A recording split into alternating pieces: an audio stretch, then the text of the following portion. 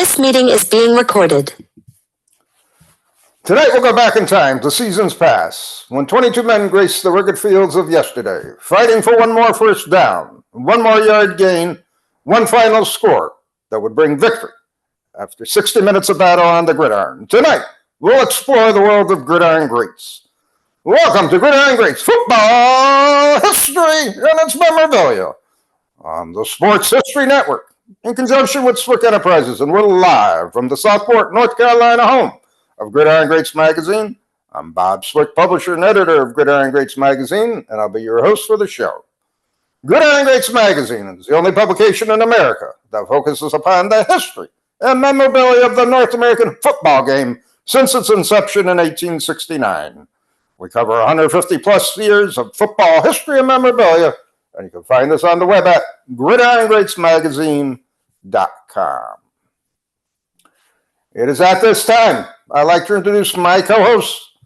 He's a senior contributing writer to Gridiron Greats Magazine, a football memorabilia historian specializing in pre-World War II items, in particular Red Grange, and also Seattle Seahawk items, in particular Steve Largent.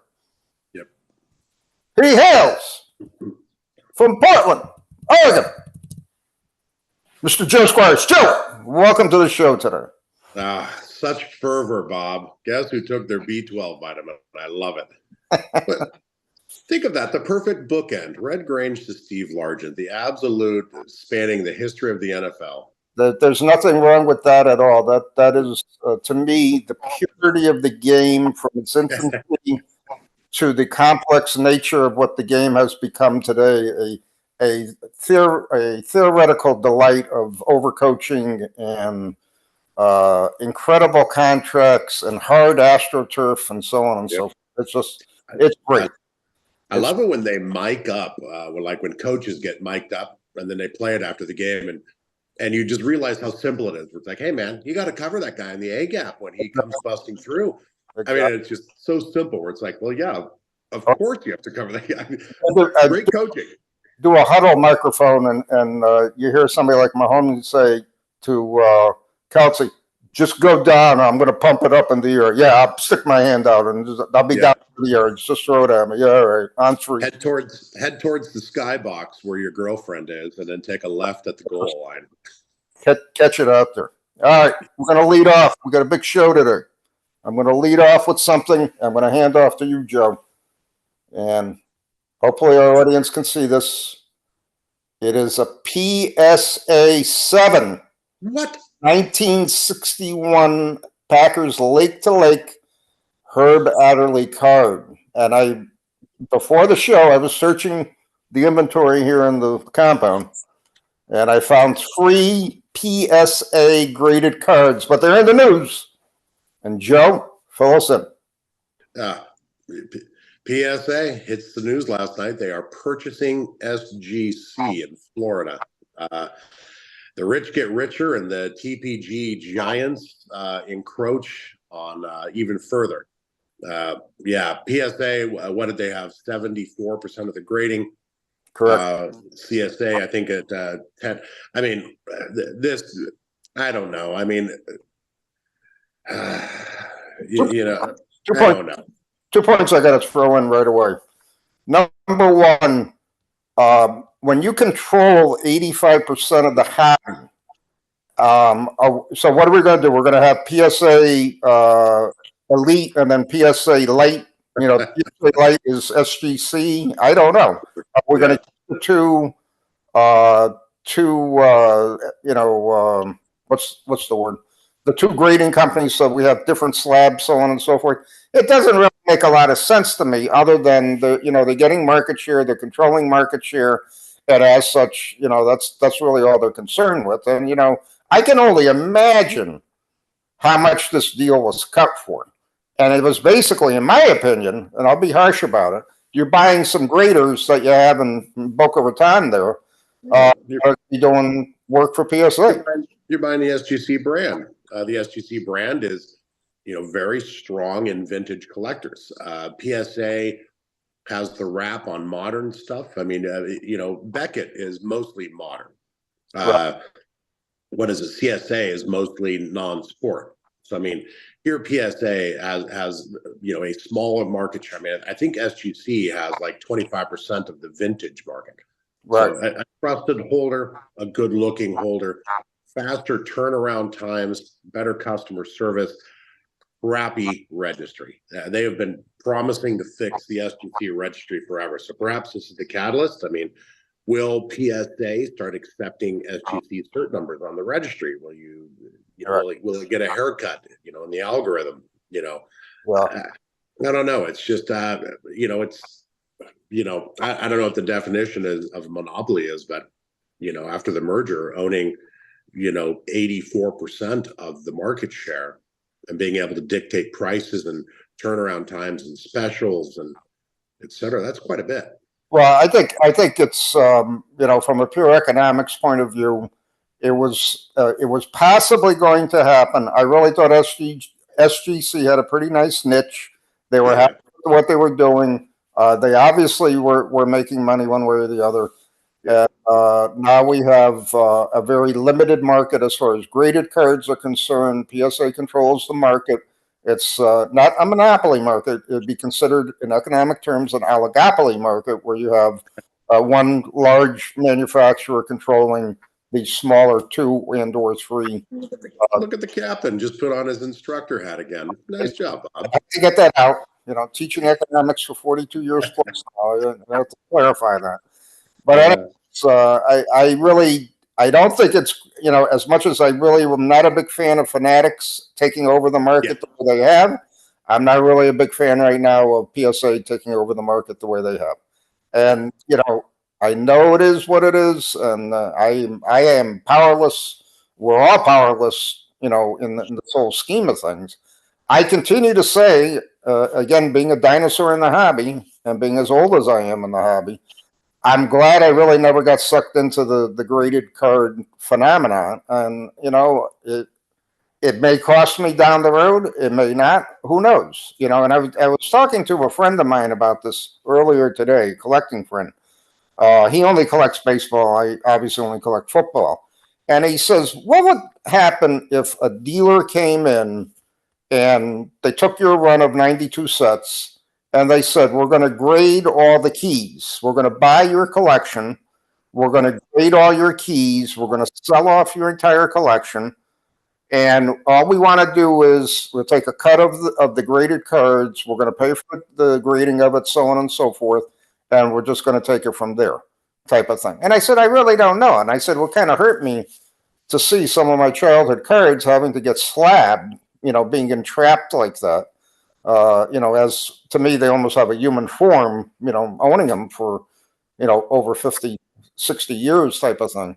And I don't really understand. Again, I do understand and I don't understand the whole view of the graded situation. So it's mind-boggling to me. And again, I'm not really excited about this merge. Yep. We're all living in Nat Turner's sandbox. I mean, Dave Foreman, SGC has been so poorly run for so many years. Yep. I mean, Dave Foreman, it is his hobby. I mean, I literally think he bought it, whatever, the 15 years ago, to get expedited grading and, wink, wink grades on his personal collection. So, I mean, it's sad to see it go. Obviously, both companies are privately held, so we'll never know the terms of when it got sold. But I think SGC should have been. I mean, there people have talked about it for a long time. A group of hobbyists should buy SGC and turn it around, fix the registry, make it a spin towards being more hobby friendly, et cetera. And it should be privately owned. Right. I mean, by someone who cares about it, not folding it into the brand to gobble up another 10 points of market share. SGC used to be a big advertiser for Gridiron Greats for years. Oh, that's right. Yeah, when they had the changeover there several years back, they dropped all their print ads. So it was pretty major. And the limited conversations I had with Dave over the years, he was pretty adamant about it. He said, "I'm dropping all print, and that's it." Yeah. And you wanted to talk about something else Oh my! Heritage auctions closed on Saturday. There were some heavy hitters in there. I'm just going to talk about a couple things. Okay. I know we don't like to talk about little white round ball, where you hit it with a stick game, but a PSA 8.5 1952 Topps Mickey Mantle sold for $2.37 million with the buyer's premium. Wow. That's almost double the previous all-time record. SGC 100 Walter Payton rookie card 1976 Topps number 148 sold for $75,000. That includes premium. That's an SGC 100 pristine, and Wow. there you see SGC 100s actually carry a higher premium than PSA 10s just because they're a little more strict to get that extra bump. So 75,000, nearly double what a PSA 10 would sell for. And then I brought this up in the last show, but there were two competing TPG labels. The 1981 Topps Joe Montana rookie card. There was a PSA 10 in this auction, side by side with a BGS pristine 10 in all four touches. And the BGS 10 was leading the PSA 10 and the last show, and you said, PSA will catch up. Well, actually, BGS increased their lead. The PSA 10 Joe Montana rookie card sold for $40,000. The BGS 10 went for over double, $102,000. Wow, that is shocking to me. So there is obviously a premium to the little nuances when like SGC very rarely puts that 100 on a grade, and then BGS very rarely adds that 10 pristine 10. So actually a double premium assigned to that. So there's niches within the hobby. PSA isn't the overlord of TPG, and when it comes to certain higher end cards. Well, one quick question to throw out, and I was thinking about this before the show. Is there going to be premiums now, even more so, for any SGC 100s in the market that are remaining? Or are they not going to be broken out? They're just going to be, we're going to, pay tribute to SGC and keep them that way? Very good question. I hadn't thought of that, but obviously there's a premium on it right now because the Walter Payton rookie card pristine 100 went for nearly double what a PSA 10 does. Right. So yeah, I guess once the supply runs out, once there is no more pristine 100, obviously there will be a premium to it. That makes sense. Yeah, hadn't thought about it. Right, and I think that's where there's going to be a lot of hot action going on, especially from maybe speculators or investors who bought up those hundreds. They're saying, "Hey, now's the time. Hit the fire when it's hot, and see what you can get for them," type of thing. You heard it here first. Hot football card action in the SGC 100 era from Bob Swick. Some unopened sold, which set records. 1967 Topps cello box, 36 unopened cello packs went for $72K. Wow. That's big. That's 2,000 a cello pack. And then the next year, the sophomore year, 1968 Topps cello box with 36 unopened cello packs went for 99,000, so nearly 3,000 a pack. So unopened, very, very hot. And I just wanted to give a honorable mention to a Seattle Seahawks Super Bowl ring that went for 26K. And then some things I was watching really tight. I didn't mention in the last show because I don't like to out auctions I'm tracking. Right. But an uncut sheet from 1966 Topps. I've never seen one before. So very rare. Went for 14,000, including buyer's premium. So obviously, there's some other people out there, some other football card collectors who are really hot on uncut sheets because never seen one. It went for a lot. Obviously, you didn't pick up that sheet, then. No, just like that. I like sleeping in my own bed, not on my couch. And then something I'd mentioned: 1963 Fleer football wax pack box. So not the two cellos I'd mentioned. 24 1963 unopened packs in the box. 204,000. Wow. 204,000, which is about 8,500 a pack. Wow. So they're unopened, BBCE graded or authenticated. Obviously, is absolutely hot. So that's shocking. That is absolutely shocking. Wow. Yeah. Wow. There you go. Some stuff definitely rising prices and unopened.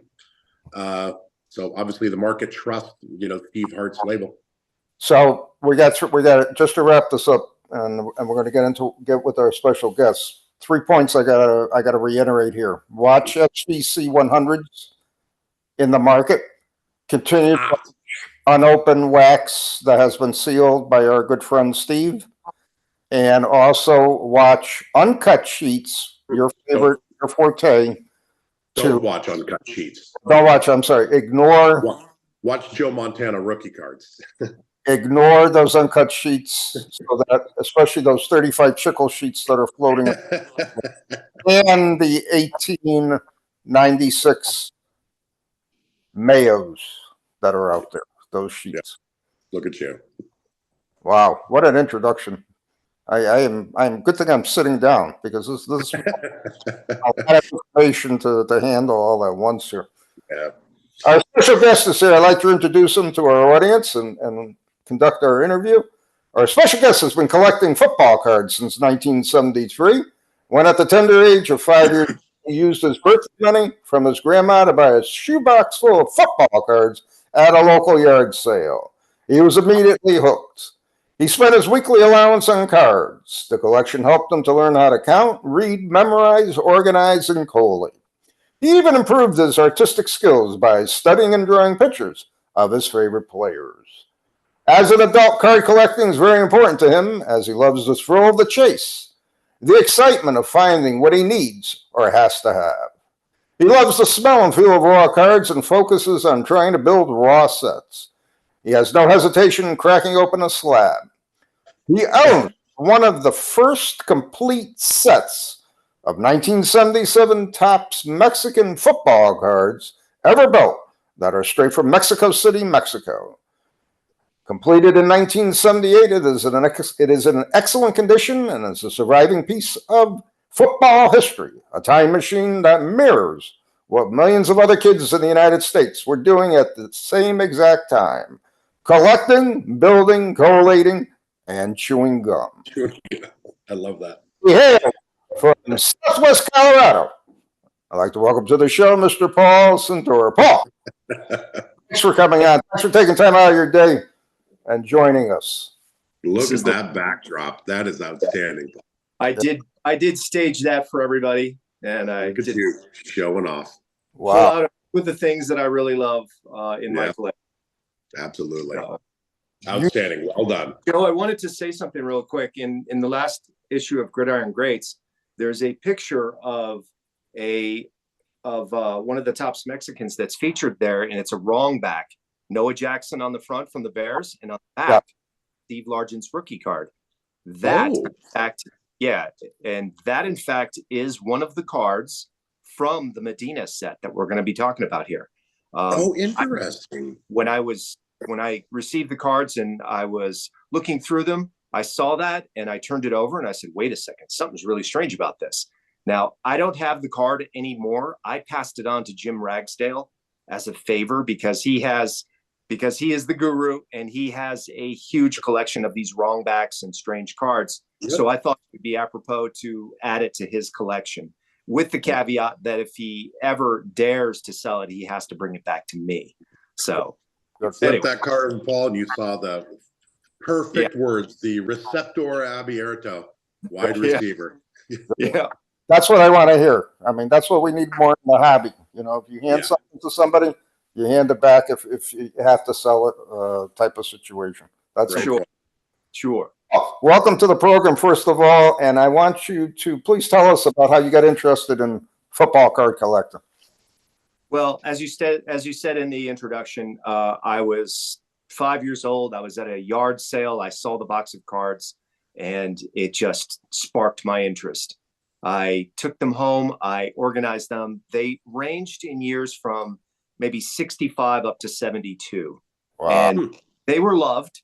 There wasn't anything special about them, but they were all football, and I laid them out and I tried to organize them based upon what they looked like as far as the years and everything. And I figured it out on my own. And I was just so enamored with them, and I loved them so much. They were my favorite. I would say they were probably my favorite toy. So I'm a Foreign Service brat, State Department kid. I grew up all over the world. My dad worked for the State Department. So we were stationed in Honduras and Panama in the mid 70s. And after Virginia, after I bought that yard sale box of cards, we were in Panama, and it was show and tell day at school. And a kid, he was probably, I think he was Mexican. His father was one of the engineers at the Canal Zone, and he brought in a handful of cards, and they were the Topps Mexicans. I looked at them and I said, those are interesting. Those are cool. And I remember, I said, I have some cards, but they're not in Spanish. And so when I got back to the States in 78, I attacked and began buying cards again with my allowance. I purchased the 77 set as much as I could. I purchased the 78 set and just built and built and built and built and kept going through them. And the idea of the Topps Mexicans went on the back burner, and I just never really thought about them again, because it was just one of those things that you see in a passing fancy and you never see again. At least that's what I thought. So fast forward, we got stationed in Cairo from 81 to 85, Cairo, Egypt. And I'm standing in line at the commissary, which is the grocery store at the embassy. Standing in line at the commissary, I look to the right, and there is a box of 1981 Topps football cards. And I'm thinking, wow, I should buy a couple. I had $1 in my pocket. I bought 4 packs or 5 packs, whatever it was. And I pulled a Montana rookie out of it. And I said to myself, wow, okay. Well, you just put a bow on the entire show. Right. It's drawing. Football cards are drawing me back in. They're drawing me back in. At the same time, of course, I discovered girls, and I'm thinking, okay, this is much more important to me. And so I put the cards in the back. Years go by. I'm in college. I went along with a friend who loved to go to those to pack bust at the local collecting store, and he would stand there with his friends, and they would try to get the best cards out of it. I wasn't interested. I gravitated towards the display cases of vintage cards. And I looked in there, and I immediately saw I think it was a 71 Chris Hamburger. And it reminded me of what was in that box that I bought when I was at the yard sale, because I had that card, and I looked at it and I said, the box is long gone. The box is long gone by now, the contents of it. Or did you hang on to them? I kept them till about 10 years ago. And like all collectors, I decided to pass them on to another young collector in the hopes that it would inspire that kid as much as it inspired me to begin the collection. So Sisterhood of the Traveling Pants Part 2. Right. Nice job. Perfect. So I passed them on, and I told them, don't worry, these are well loved. And there was all sorts of really great cards in there. It was just that they were well loved. And collectors today won't look at them twice because they're well loved. So I was drawn back in by the Chris Hamburger rookie, or not rookie card, but the 71 card. And I said to myself, well, here we go again. And this was mid 90s. And within a couple of years, I discovered the Mexicans online. eBay was in its infancy. It was easy to buy. It was easy to buy stuff on eBay. It was safe. And I just began collecting again, and realizing that this was my calling and this is what I loved to do. It made me happy. Now, I think both of you can probably understand this. Trying to explain to someone, a loved one, a girlfriend, a wife, trying to justify purchases and trying to justify what you spend, and then explaining to them, well, honey, it's a piece of cardboard and it's got this guy and it's a favorite thing and it's so awesome and I love it and it's great. I love the way it smells and the way it feels, and yeah, it's just awesome. And she'll look at me and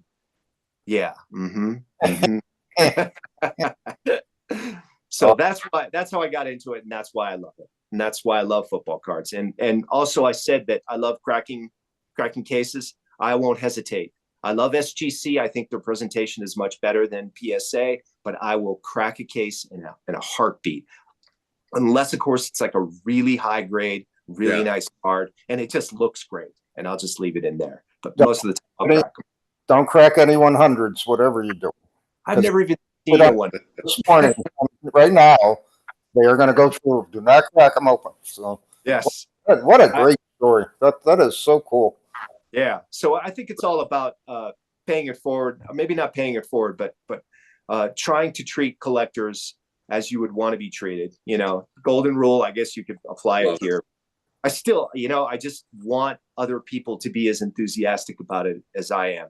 I have a friend who's turning 60 next week, and I just casually asked him what his favorite players were, and I purchased all of the cards. Unfortunately, he said, "Oh, Bobby Orr's my favorite hockey player," and I thought to myself, I can't get him a rookie Bobby Orr card at 6,000. I think one just recently sold for $6,000 or something. So I said, no, I can't do that. But I did buy him a Peyton rookie, a mid-grade Peyton rookie, and some other stuff, just because I want other people to see the passion that's in there and to remind them we're all still kids in some sense. Oh yeah. I mean, I've opened packs since 1965. The one thing I truly miss is going, to a physical card shop, and buy some packs of something. So I got to go at the Walmart, and I'm looking at this stuff. I have no clue what it is, and I'm saying, why am I spending $10 a pack to open up, 20 cards or whatever? I don't even know half the people, half the players. But I get your story so clearly. I still remember opening my first packs in 1965. It was so would you be tempted to open that box of 63 Fleers? Oh no, that's too expensive. If I had money, I probably would open a few packs of it, type of thing, just to just because.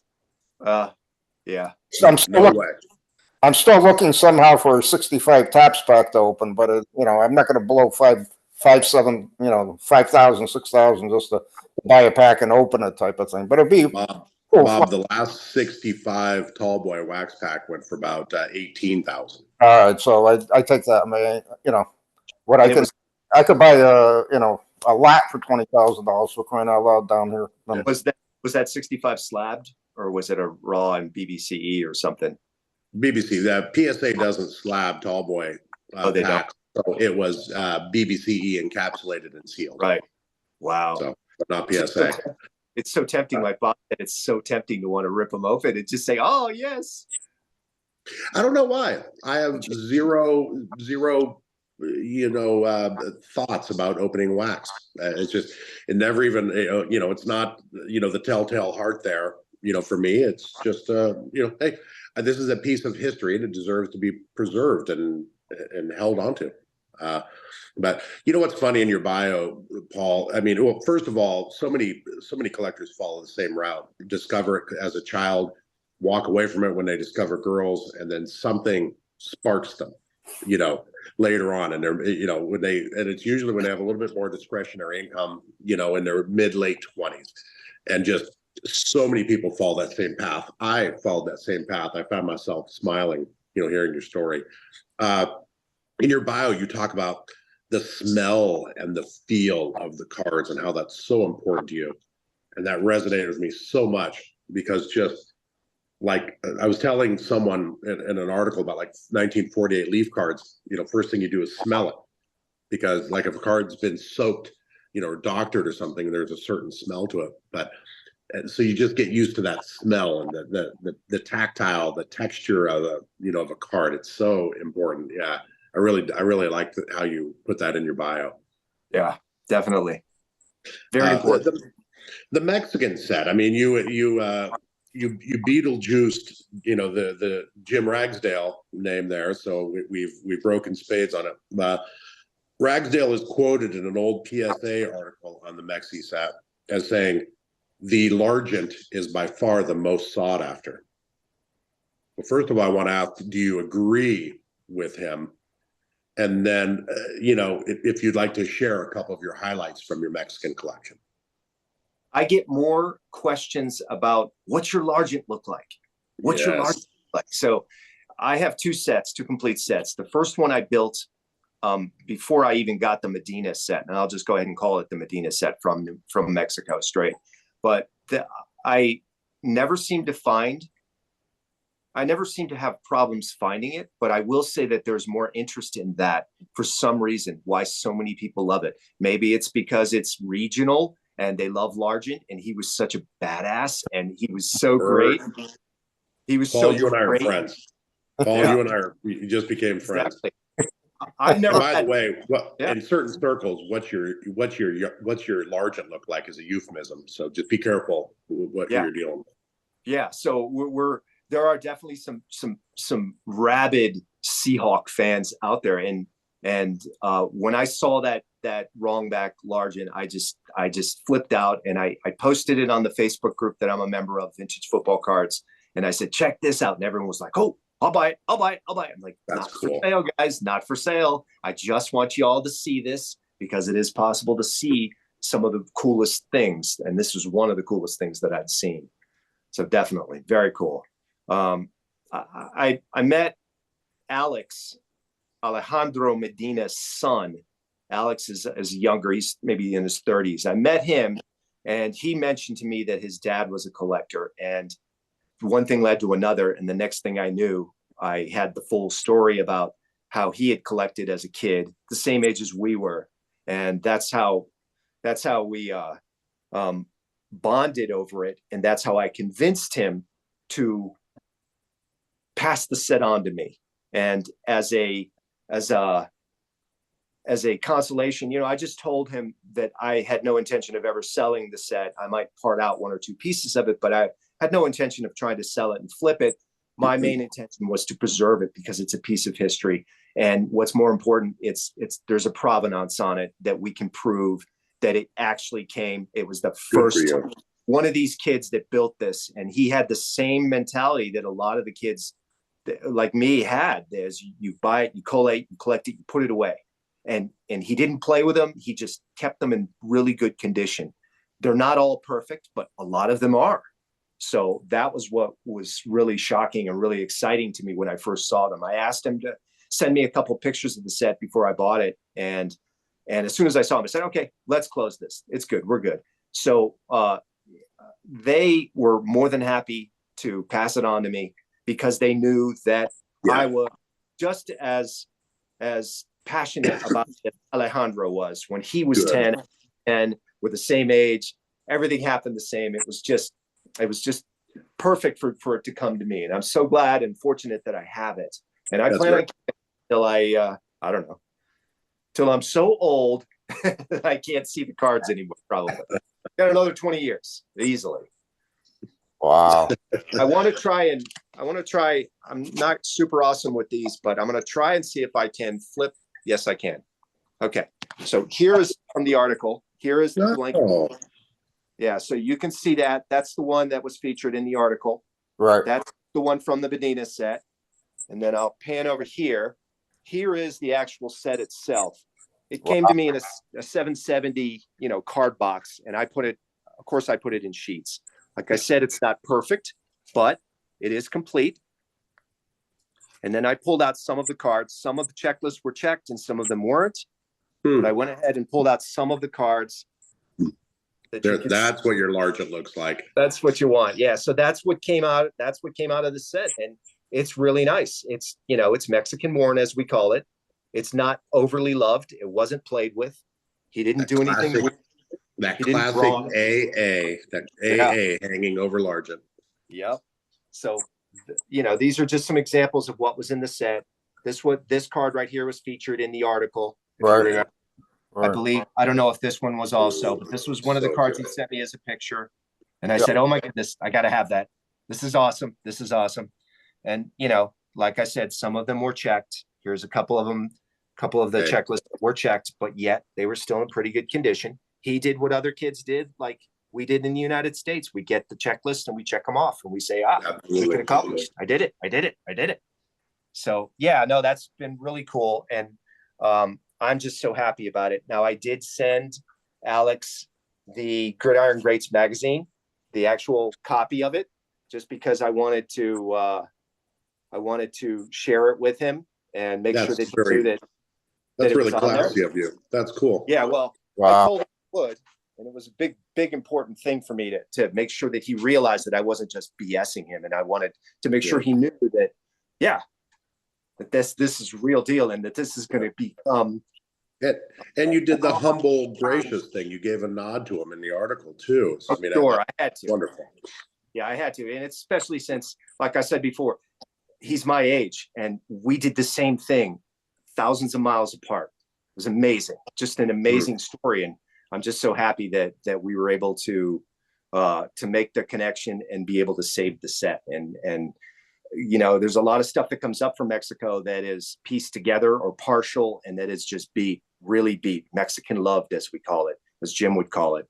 And it is just rounded corners, beaten up, folded like it was in somebody's pocket, you know, that kind of thing. So anyway, I do love the set. However, it is not my ultimate favorite piece, which I have to say, or pieces from my collection.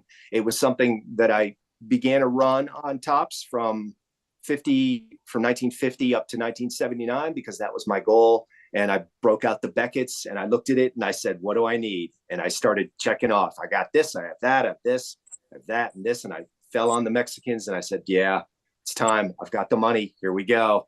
One card at a time. One card at a time. Wow. Wow. I got a chance to meet all the top players in it, especially Jim. eBay Dave was another guy that was in it. Mike Chang out in Virginia.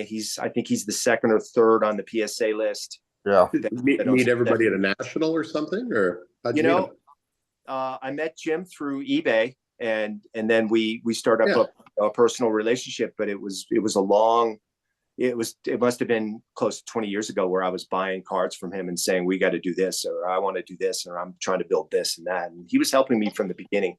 If you talk to any of us, he helped more people build that set than anybody. We just did a recent, and lastly about the set, and lastly about Topps Mexicans, we just did a survey on the vintage football card group on Facebook to see how many sets there are actually out there. And we came up with documented about 31 sets. And that's in existence with a margin of error of maybe 5. And of those 5, we can't document it. There may be others that are, hidden in somebody's private collection. And there may be other people that may be saying they have sets, but haven't finished them.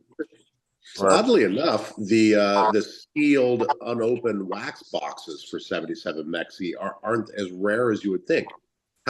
Are most of those from Ragsdale's unopened, case find? They're from the original hoard that was brought up in I think it was in the 90s, and then he distributed. I think his name was Steve. Don't quote me on that, but he was the one that distributed out a lot of these cases. And Ragsdale, I believe, bought several of those cases. And from what most of us are collecting now, and most of us are building our sets off of, are what Ragsdale got from that guy. And yes, 10 years ago, you could buy a box for $250. But you have to keep in mind that a sealed box, there's only 72 cards in there. Right. And there's 2 cards in each pack. And there's 100% chance that one of the cards is going to have a gum stain on it, because there's 2 cards. And I didn't know that they went 2 cards to a wax pack. I didn't know that. That's interesting. And you think about when you're a kid in the United States and you're collecting, and there's 14 or 13 or 12 cards in a set. I had more of a chance of building a set much quicker. It took Alejandro a year to build the set, and he was buying all over Mexico City. He was, affluent family, so he had the money. But him and his cousins, they were going all over Mexico City to the different places that sold them, and he was buying these packs, and there was only 2 cards in each pack, and he would just keep going until he finally found it. And at the end, he told me that he had a garbage bag full of extras, And of course, I was like, really? I was like, what happened to the garbage bag full of the extras? He's like, I don't know. He goes, I gave them to my cousins and I never saw them again. Oh, no. But, logically, you would think that it probably took him several thousand cards, several thousand packs. Was Alejandro a football fan, or was he he was one of those kids collector? He liked that. He liked sports, but he was also one of those kids that was heavily influenced by the idea that, oh, look at that. It's in the store. I'm going to buy it. And then as soon as the flavor went away, that exciting thing of the week went away, the next thing would come up. And then somebody else would, they would say, oh, now we're offering football cards, or we're offering hockey cards or rocking, and whatever came out, that's what the kids would buy. That's how he described it to me.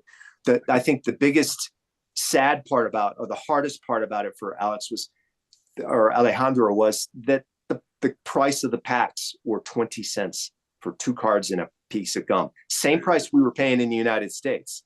Same price, but we were getting 5 times as many cards. And this kid was spending, all of his money from his grandmother. He said his grandmother gave him a lot of money. She would slip him pesos all the time and say, "Here, go have fun. Go have fun." What a great family to do that for him. And then, when he became old and like we said, he discovered girls, he took all the cards and put them in a shoebox like a lot of us did. Luckily he didn't, he organized them by teams, but he did not do what a lot of kids did, where they put rubber bands on them. He put string around them, which is something that I did also, because I realized that the rubber bands were going to leave some kind of trace on them, or they would break and they dry out. So he did that. He put them in a closet, and it was moved to one of their farmhouses. Like I said, it's an affluent family. And his aunt was cleaning out a closet a couple of years ago, and she said, "What is this?" And she opened it and saw the cards and sent them to him. And she said, "Do you want these?" And he said, "Yeah, sure." And he gave them to his son and said, "Here, maybe you could sell this for us." And so they sold it, and their only intention was, and Alejandro's intention was, "I'll take all the money and I'll take my entire extended family to Las Vegas for a week and have a great vacation." And that's what they did. So it's just a really cool story. And, Bob, I really appreciate you for putting it in the magazine as part 2. Jim and I were really adamant about doing it, mainly because we wanted more people to be aware of the set, and also because the story is just incredible. Alejandro, it's incredible. It's just an incredible story.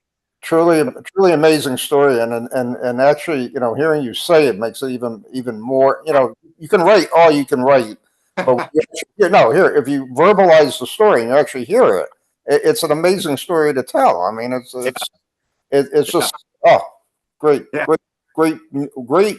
It's a great, point of football card history that's been preserved, and that to me is what it's all about. I mean, in all seriousness, I mean, it's just a phenomenal piece, a phenomenal set at the same time.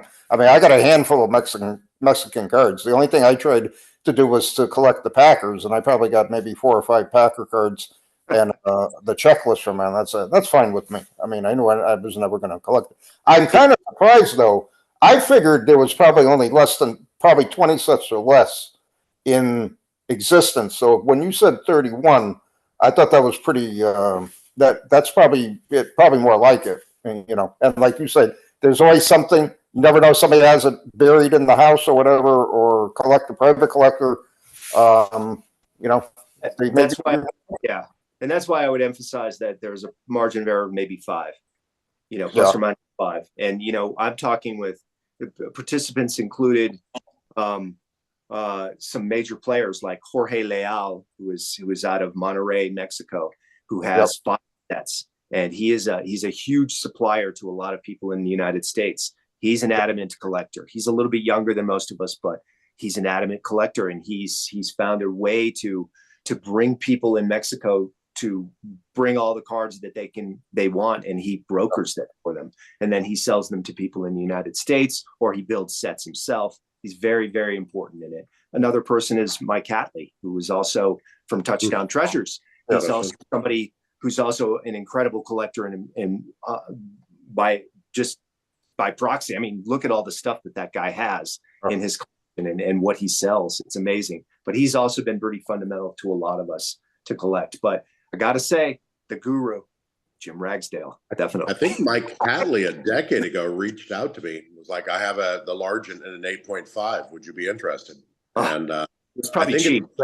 I think at the price point, I was like, I'll stick with my 8. But yeah, it's pretty rare. Who's got the one? Because it's like 6 PSA 8s, 1 8.5, and 1 9 in the larger card, correct? And we're gonna assume that it's most likely it's Ragsdale that has. Is his set not public? No, his is on the PSA registry as number 1, and I know that he's been trying to find the elusive 10 because there are no 10s, but he is trying to get them all 9s. There's a couple of 8s that he has in his set, but most of them are 9s. Almost all of them are 9s. And when you talk 528 cards, you were talking a serious investment. And he's touched more cards than anybody. He's had in his possession probably close to 30,000. The whole production run was probably a tenth of what we saw in the United States. Right. There's still several cards that have, max grade is a 7. The Gaines, one of the bad 4. Card number 21 has 3 7s, none higher. Yeah. That's a tough one. Mike Pruitt, who was a huge fan of the Cleveland Browns, Mike and Greg back in the days. Greg, 6 PSA 7s, none higher, and then Drew Pearson, 20 PSA 7s, none higher. So that shows you how difficult they are. And I didn't look where those correlated to where they are on the sheet, but I mean, the sheet was different than the United States, the Estados Unidos set. It was, somebody told me it was perforated, but I find that hard to believe. I think the reason that they brought down perforated sheets to Mexico was because they were giving secondhand equipment to the factory down there as a run, sort of like an experiment, saying, well, we're not going to give you the best equipment because we don't know how long this is going to last. So we're just going to send you what we have. And we can't send you a sheet cutter. We're going to send you perforated sheets that we have left over from another set. Here you go. You're going to have to collate, which is one of the reasons why they were hand collating, which is another reason why when you buy a box with the anticipation you're going to get a whole bunch of cards different, you might get 20 or 30 cards of the same person. And they were hand collated, especially as quality control. As the year went on, quality control at the beginning was probably pretty good. When Alejandro was collecting, he was able to get a lot of different cards in the first run. I don't think it was the first run, but in the first months of it. But as the time went on, quality control decreased and people just cared less. The ones that were packing the cards cared less. And then diversity went out the door. When someone asks me now, oh, I should buy a pack, or I'm thinking about buying a box and just cracking it. And I think I can get a Peyton rookie, or I can get a Largent rookie, or not a Peyton rookie, but a Largent rookie, or a Peyton second year, or something really great. And you're like, no, don't do that. Don't do that. Because there's a 99% chance you're not going to get anything except one common. They're all going to be the same. And a gum stick. Yeah. And so the production qualities went down, and we're looking at it like it's what's left here is very minimal. Anybody out there that wants to collect, you got to deal with the big people, and you have to have, I hate to say this, but you have to have deep pockets, especially if you want to try to build the whole set, which is why a lot of people just build teams or build players, and just try to choose. It's more economical. It can be more fun because this is a tedious set to build. We just had a person graduate from partial set to complete set. Matt Dunaway, if you're out there, he just finished his, and it took him 1 year. So and it was a lot. It was an endeavor. It was definitely an endeavor because he collects all the other football cards too, and he's building sets left and right. But Matt, subscribe to Gridiron Greats magazine. Yes. I've told him, and I've sent him forwards on the articles and stuff, and said, yeah, this is a really cool article, or a really cool magazine. So definitely, you're going to boost membership on your own. I love it. Well, thank you, Paul. What we're trying to do is we're trying to make sure that people realize that it's not just baseball and cards out there. When I was a kid and everybody was collecting baseball, I said, nope, not going to do it. I got to have football. So, Paul, moving along here. Yes. Show us or describe your top items in your collection. We were going to say. I did build a little homage to my favorite player of all time. So let me flip this around. That was so cool. Some items there I think are familiar to me. I'm not sure. If you remember, this is a poster from this is the Walter Payton poster from the back of the Sports Illustrated magazines. They used to offer these, and I probably got it for a couple of bucks. And I've had it 1978, and it's been on every wall in every house that I've ever lived in. I loved it because so good looking.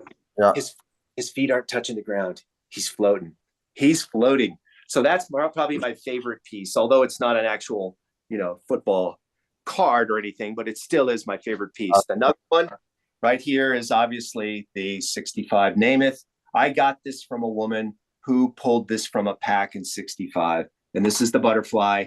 It's not in perfect condition, but I love it because of the provenance. I got it from a woman who loved it. Oh, very cool. She's a very big time collector. Here's another piece that I really love. This is one of those MarketCom test blanks. Yep. I've only seen one or two of these. This is the only one I've seen of Walter Payton. There's another one somebody had on eBay for a while, but I love this little poster. I've had it for a long, long time. I don't remember where I got it, but it's priceless to me. And then this one right here is obviously the 72 high number set.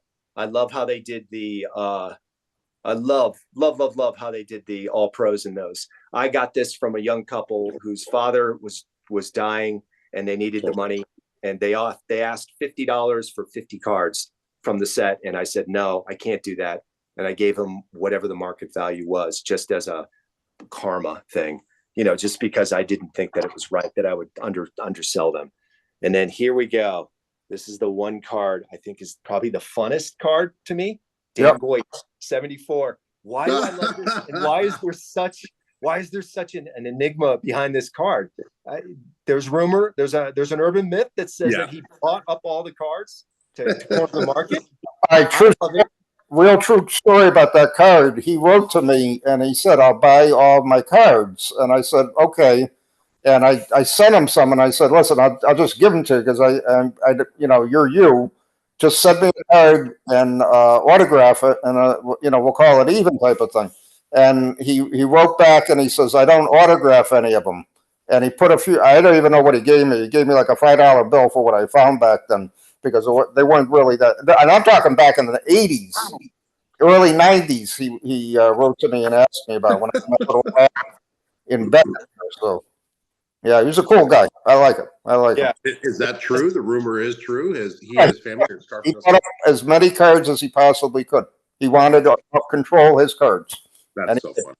That's one way to do it. And for me, looking at the card, the Band-Aid on the head, the shaved head, the look, that's just true football right there. Yeah. And I looked at it and said, gosh, I want to look like that when I play football.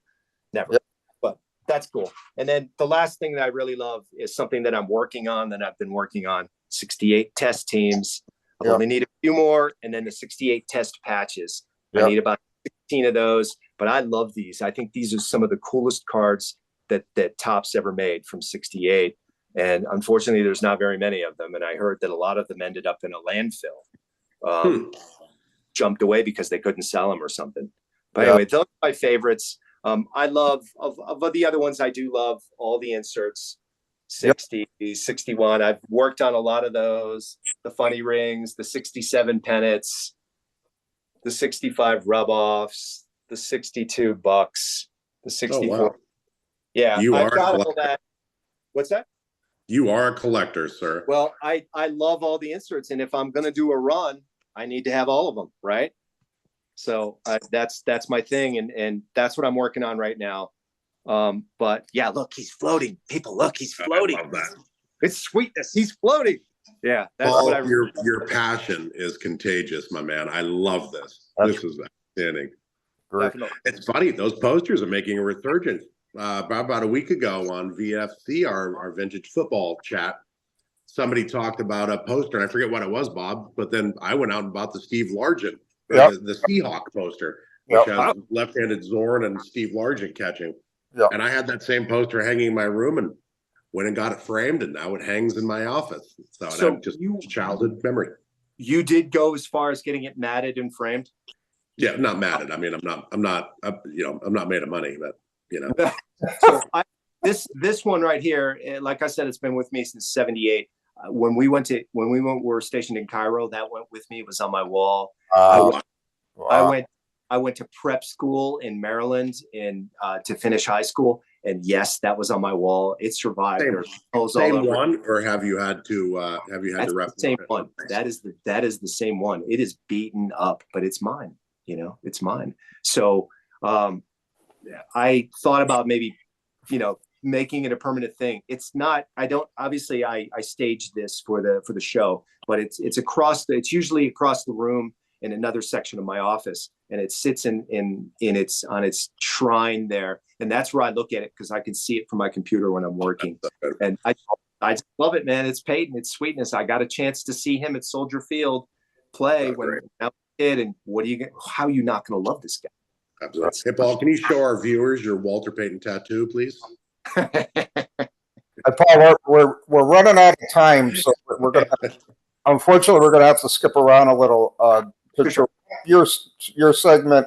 Any advice for a beginning collector? And I think we're gonna have to have you back on, because you still got a lot more to talk about. So yeah. So I would say the only advice that I would think of for young collectors: do not hesitate. If you see something you want, do not hesitate because of the price. Buy it.